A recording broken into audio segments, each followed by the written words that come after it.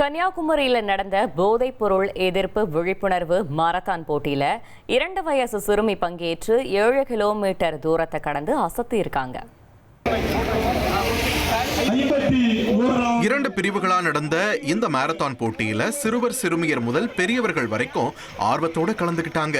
கூட்டப்புலி மற்றும் நடைக்காவு சந்திப்புல தொடங்கி கொல்லங்கோடு சந்திப்பு பகுதியில் முடிஞ்ச இந்த போட்டியில 2 வயசு பெண் குழந்தை விமர்சினி வர்ஷா தன் தந்தையோட பங்கேற்று கவனம் ஈர்த்திருக்காங்க.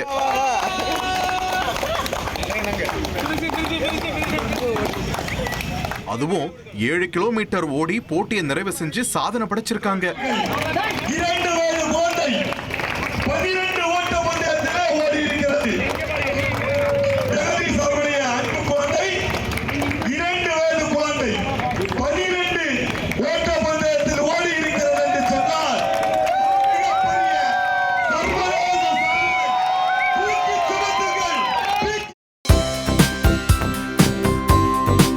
தந்தி டிவியை உங்கள் கேபிள் டிவி ஆபரேட்டரிடம் இலவசமாக கேட்டு பெறுங்கள்.